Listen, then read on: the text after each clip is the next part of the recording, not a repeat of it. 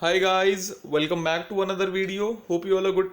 तो आज का जो न्यूज़ है वो हमारे महाराष्ट्र यूनिवर्सिटीज़ के लिए है। तो जो टर्म एंड एग्जाम्स उनको कैंसिल किया गया है। अब इसमें जिन स्टूडेंट्स ने जो है अपने प्रीवियस सेमेस्टर्स क्लियर कर लिए हैं और उनको जो है अगले एग्जाम में अगले सेमेस्टर में अपीयर नहीं होना है, तो मतलब जो फाइनल वन है उसमें अगर अपीयर नहीं होना है तो उनको पास किया जाएगा उनके जो एग्रीगेट मार्क्स है उसके बेसिस पे।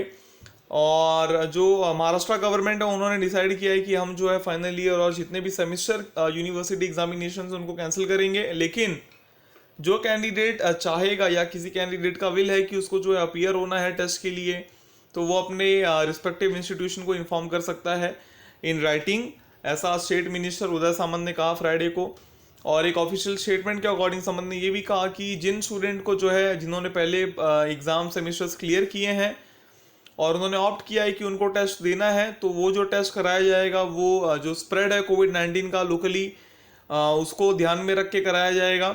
और स्टूडेंट जिन्होंने क्लियर कर लिया है प्रीवियस सेमेस्टर और नहीं चाहते हैं कि एग्ज़ाम हमारा मतलब अपीयर हो या उनका जो विल है वो नहीं है, तो उनको जो है पास किया जाएगा उनके पहले के एग्रीगेट मार्क्स के बेसिस पे।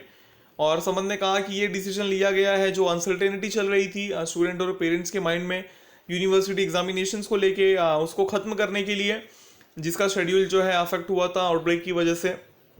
और उसके पहले एक मीटिंग भी अरेंज कराई गई थी सीएम द्वारा, स्टेट डिजास्टर मैनेजमेंट की जो अथॉरिटी थी वो भी थी उसमें। तो डिसीजन उसी समय लिया गया अपना फाइनल एग्ज़ाम कैंसिल करने का, फाइनल ईयर और जो सेमेस्टर यूनिवर्सिटी एग्जामिनेशंस उनको कैंसिल करने का स्टूडेंट की हेल्थ को ध्यान में रखते हुए।